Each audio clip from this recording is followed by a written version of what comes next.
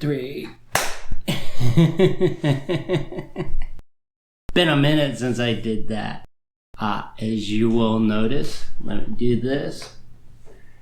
The environment has changed. That is the reason for a couple month-long delay in there. Basically, my crazy beautiful wife bought a house. So, no longer in Crown Heights. We are in Maine, and it went fast. If you know the housing market, you know what it is. Anyways, she closed on the 11th. We closed. It sounds so freaking adult, you know it? On the 11th of December, before Christmas, we were moved in. Not unpacked, not anything, but we were moved in. So from the 11th until like the 22nd, we packed up our apartment, got movers, moved up to Maine, got in, and voila. So you're gonna have to excuse me for that long break. There's been a lot of stuff going on, which I think just comes with moving, but let me just tell you, moving while handicapped is a whole different experience, trust me. However, who can complain about this? I mean, this is my workspace now. I mean, it's freaking gorgeous. Like, I plan on doing a video just showing you guys the house, because I'll probably repeat this, but this house gives me imposter syndrome. That's basically the best way to put it. And it's gorgeous. It's Maine. Strange thing is, I'm about an hour and a half from where I was born. Never thought that was gonna happen, yet here we are. So, I'm so glad to come back to actually doing the kelp bed. I started this one before we left, then had to uncover where everything was hastily packed and thrown together. Not an organized move whatsoever. Sad news. Sybil is loving the new place. Hayward sadly passed in February, March, sometime like that. I mean, she was a rescued racing pigeon, so we didn't know how old she was. We did know she was older just based on the beak. And she had been found in Hayward, California, injured, hence the name. And they said she would never fly again. She was flying all over our apartment, all over this house. She was just old, which, I mean, it's sad. It's making me verklempt as I talk about it, because, what a great bird. Absolutely adored her. The thing that makes me verklempt is I actually think Sybil's kind of going through a grieving process. He's doing some strange behaviors, like he has taken over our laundry room. That's his new nesting spot. Oh, and if you have lived in New York for a number of years and suddenly you have your own washer and dryer, that's like manna from heaven. It's insane. But yeah, so I plan on doing a video showing you guys the house.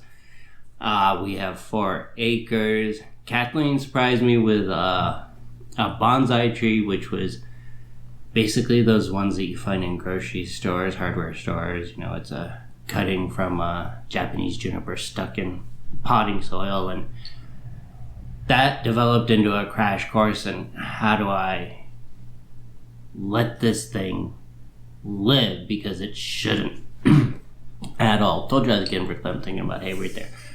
But so it's been a great journey and a discovery. Now I'm working on multiple bonsai, and I absolutely adore them. It's an incredible art form. I'm really enjoying it. But I don't want to ramble too much. I owe a lot of you letters, because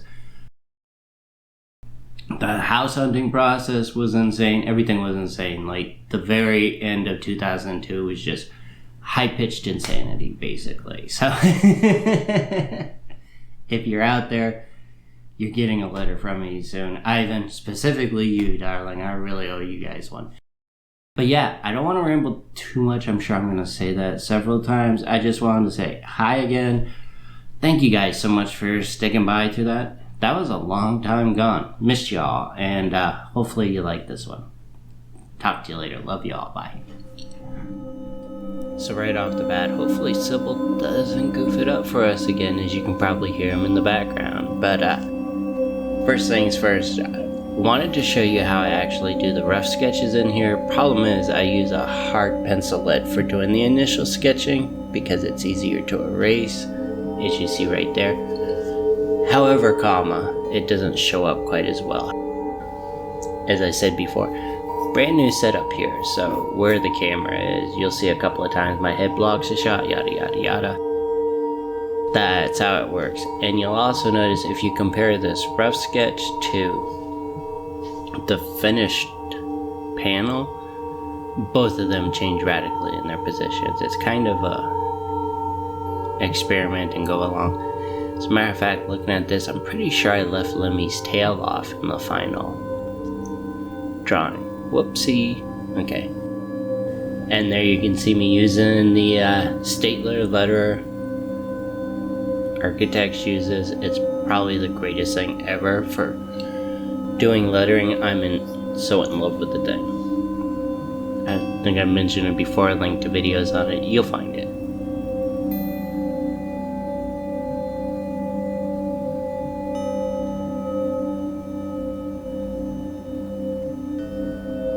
And you can see there by the guideline, it's very easy to set up your letter height, the spacing in between them. Everything is done very well for you. And there's my big head blocking the view like I told you. It's going to take a few of these in order to get the exact camera set up right. If my voice sounds weird, it's because I've yet to unpack, find, discover which box that microphone is in, so I'm using one of those Blue podcasting mics. I mean, Blue makes good microphones, but it's USB mic. It is what it is. And you'll see the color tone changes as we go along. I'm going to have to be more careful about white balancing, putting the card in each time so I can get it so we have uniform. But then you can see the different days' progress. And I like Baby's, the dynamics of the way Baby was running, so I changed Lemmy around to kind of match that a little bit. And this is where he lost his tail. I should do a kid's book, How Lemmy Lost His Tail.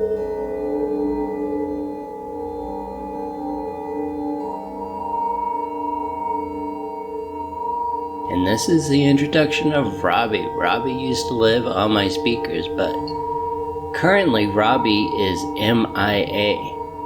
Nobody knows where he is. I think he took the chance during the move to find a box that is secluded away from the madness and has decided to do a little staycation within the house there. I like how you can see the progression of the season as you go along too. Like you'll catch the heavy wool sweater there, so you know this is probably December, January time.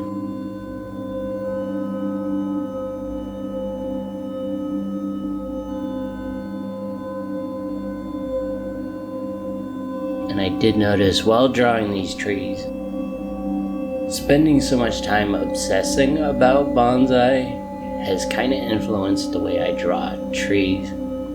It's kind of like pads on junipers, which probably doesn't make sense with a deciduous, but it is what it is.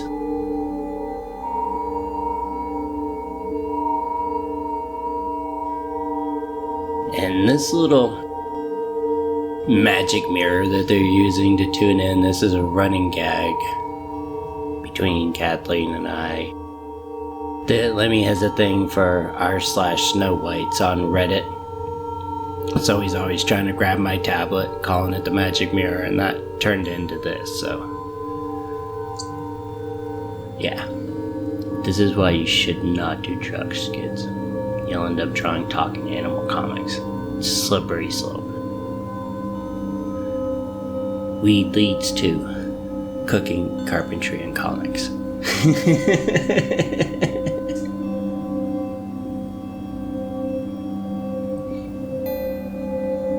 And here, you'll see later on, when I left the borders open where the rock piles are on either side, as if it's kind of supporting this mythical magic mirror. And once again, with the Da Vinci graphic brush. I think this is a size 1 because I think the original DaVinci brush I was using last time I did this is a size 2. Once again, could not find it in the unpacking, so when I do find it, I'll have both a size 1 and a size 2. And those of you that'll write will recognize the Moto. What are they? Alpha ones, I believe they're called. Yeah, I'll look them up when I'm running the subtitles across the bottom. I think I get those from Art Primo. Obviously, not getting anything from Art Primo for mentioning them, but if you're looking for supplies, much better than Blick's or other places.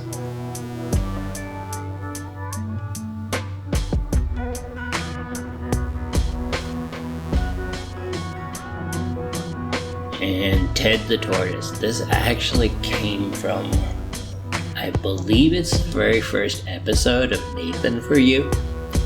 I have to look again, but they have it where he has it where he's having somebody conduct interviews with future job applicants, and he's feeding them the lines that he wants to ask the job applicants, and it's just going along. It's pretty funny, and then he goes, and now we have Ted the Tortoise to ask the questions, which it was a good minute of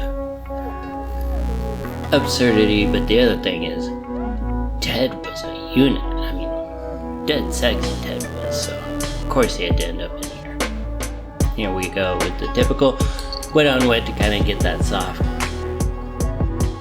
bluish background that's not really dominating, and using a piece of, what do you call that? Not toilet paper. I'm not even high. Can't get the paper towel. Crumbled up paper towel, blot it out, yada yada yada. You know this trick. I have faith in you, young Skywalker.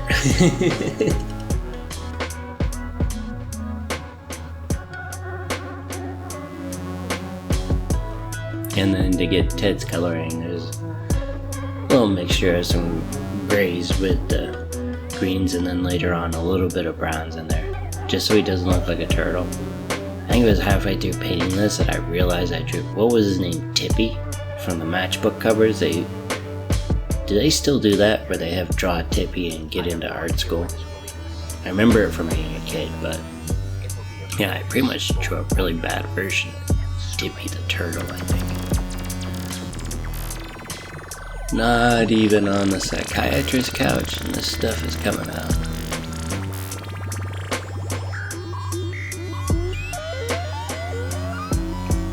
And they're just, you know how to do it.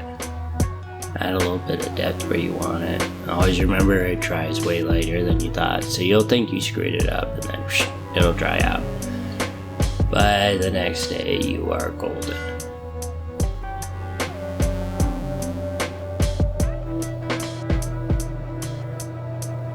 And painting in, yeah, this took a while. Probably should have done it in gouache. I'll have to think about that for the next time. But it was fun anyways. This is when you throw on an Emeralds album and just zone out for a while. And you see down here, I tried to take advantage of watercolors bleeding in, so that I left those borders open, so when I bring in the rocks, just let that bleed so it appears as if it's being absorbed in. Truth be told, kind of cocked it up a little bit, but it's talking animal comics, you can't really do anything wrong. And it looks like we're coming to the end of the first one in the new house. Finally accomplished, out of the way. Love y'all, thanks for putting up with this. I didn't want to make it too long, so there's other steps, but you're much more talented than I am. You'll figure it out. Love y'all, talk to you later. Bye.